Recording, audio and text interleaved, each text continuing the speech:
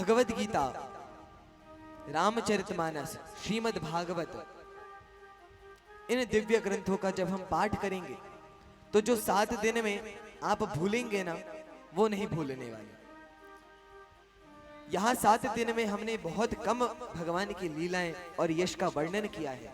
जब आप प्रतिदिन स्वयं पढ़ेंगे तब भगवान की भक्ति भी हृदय में बढ़ेंगी और भगवान के नाम आदि में भी श्रद्धा बढ़ेगी, और तभी हम सनातन धर्मावलंबी कहलाने के योग्य बनेंगे जब हम धार्मिक शास्त्रों का पठन पाठन करेंगे। और रामचरितमानस तो इतनी सरल है, गोस्वामी जी ने इस वातावरण के लिए ही उन्होंने श्री रामचरितमानस को लिखा है। तो हमें इन धार्मिक ग्रंथों को पढ़ना चाहिए, जिससे हमारी भगवान के प्रति, भक्तों के प्रति निष्ठा दृढ़ हो। टीवी, मोबाइल जो कि भगवान से दूर रखते हैं, हमें उनसे दूर हो जाना चाहिए, या जो लोग हमें भगवान से दूर रखते हैं, हमें उन लोगों से दूर हो जाना चाहिए। और बच्चे घर में जितने भी हैं, उन्हें बाल्यकाल से ही भगवान की भक्ति की प्रेरणा देनी चाहिए। कौमार आचरेत प्राज्ञो धर्मान भागवतान्यः दुर्लभम मानुषम जन्म तदप्यम ध्रुवमर्थदम। कौमार आचरेत प्राज्ञः, 3, 4, 5 वर्ष की आयु से ही भगवान की भक्ति प्रारंभ कर देनी चाहिए, क्योंकि दुर्लभम मानुषम जन्म, ये मनुष्य जीवन बहुत ही दुर्लभ है, बड़ी कठिनाई से मिलता है, हमें भगवान ने कृपा करके सुलभता से दे दिया है।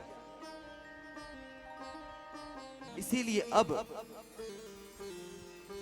इस मनुष्य जीवन के द्वारा, मनुष्य शरीर के द्वारा हमें हमारा कल्याण करना है। तिलक क्यों लगाया जाता है? यह जो तिलक है, ये गोपी चंदन है। जो गोपियां हैं उनके चरणों की धूल, ब्रजरज, तो इसको भगवान भी मस्तक पे धारण करते हैं।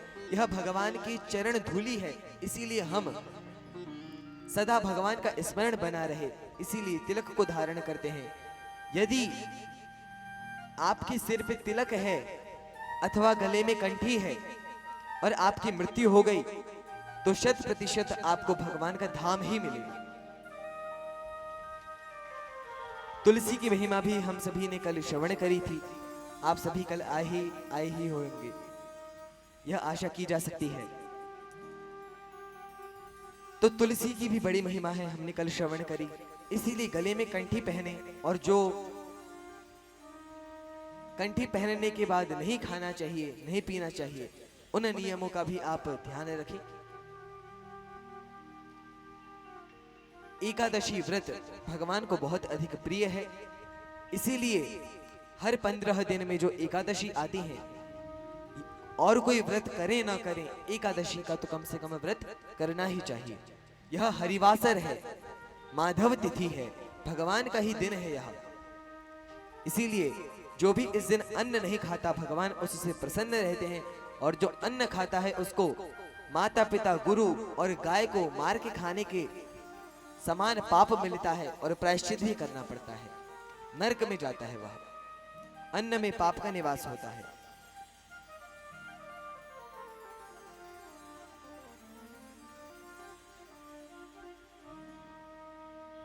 इसीलिए आप सभी एकादशी रखें, नित्य रूप से रखें। कल हमने सरल भक्त की कथा भी सुनी थी कि वह भोजन न करता तो वह भूखा मर जाता, परंतु भगवान ने लीला के माध्यम से उसको भी एकादशी करा ही दी। भगवान को एकादशी बड़ी प्रिय है, इसीलिए जिसमें भगवान की प्रसन्नता है, हमारी भी उसी में प्रसन्नता होनी चाहिए। माता पिता, गुरुजन जो कहें, उन बातों को हमें मानना चाहिए। यहाँ शास्त्रों की जितनी भी आज्ञा हमने पिछले 7 दिनों में श्रवण करी है, उन्हें आप सभी को मानना चाहिए, क्योंकि हमने भगवान की कथा श्रवण कर ली, क्या सही है क्या गलत है यह पता चल गया, उसके बाद भी यदि हम गलत मार्ग को चुनते हैं तो वह हमारी सबसे बड़ी मूर्खता है।